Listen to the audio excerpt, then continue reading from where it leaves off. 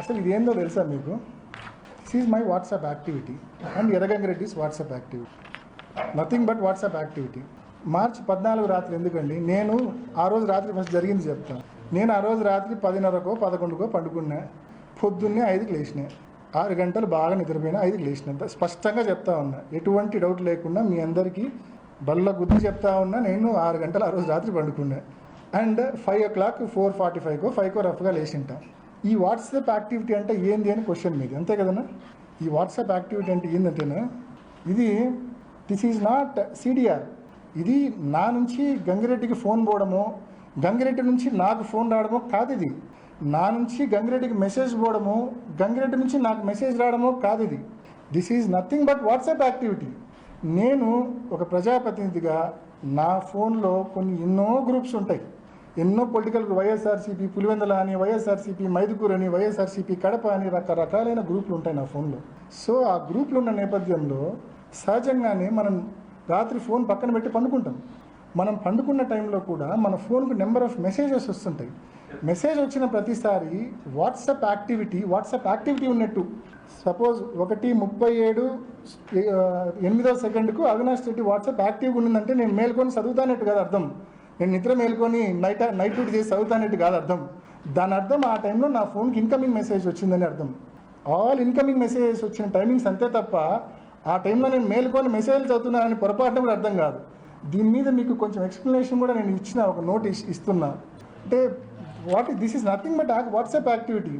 దీన్ని కూడా మసిపూసి దీన్ని ఏదో incoming call, out going call మాదిరి చిత్రీకరించే ప్రయత్నం జరిగింది.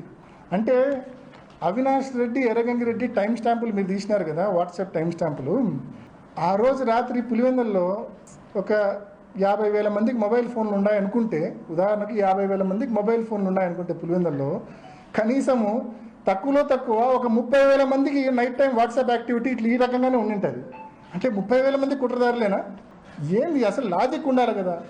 అంత ప్రీమియర్ ఇన్స్టిట్యూటు ఇంత నీచమైన అలిగేషన్స్, ఇంత బేస్లెస్ సెన్స్లెస్ అలిగేషన్స్ చేయడము, దాన్ని పట్టుకొని మా పీపీటీ పెట్టి మసిపూసే కార్యక్రమం. ఏంది అలిగేషన్స్? కొంచెం అర్థం, ఎవరితో అన్నా టెక్నికల్ ఎక్స్పర్ట్తో అన్నా మాట్లాడితే అర్థమవుతుంది.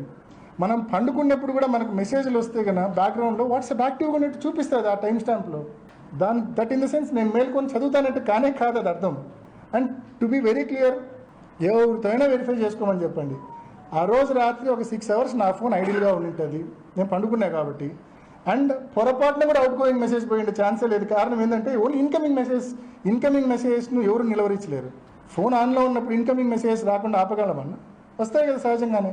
బట్ దట్టు ఎర్రగంగిరెడ్డి నుంచి నాకు ఎటువంటి ఇన్కమింగ్ మెసేజ్ రాలేదు. మళ్ళీ అది కూడా క్లియర్గా చెప్తున్నా. నాకు ఆ రోజు రాత్రి ఒక 10 మెసేజ్లు వచ్చిండొచ్చు. వివిధ గ్రూప్స్లో ఉంటాం కాబట్టి పార్టీకి సంబంధించి రకరకాలైన మెసేజ్లు వచ్చిండొచ్చు. తప్పేముంది దాంట్లో? వాట్సాప్ యాక్టివిటీ ఉంటే తప్పు చేసినట్ట? ఏంది అసలు ఈ విమర్శలేంది, ఈ నిందలేంది? అసలు నేను చెప్పిన హియర్సే ఎవిడెన్స్లో కానీ, నేను చెప్పిన ఆ గూగుల్ టేక్అవుట్లో కానీ, ఇందాక చెప్పిన ఈ వాట్సాప్ యాక్టివిటీలో కానీ ఏమన్నా బేస్ ఉందా ఒకసారి మీరు ఆలోచించండి. కొంచెమన్నా బేస్ ఉందా ఒకసారి మీరు ఆలోచించండి.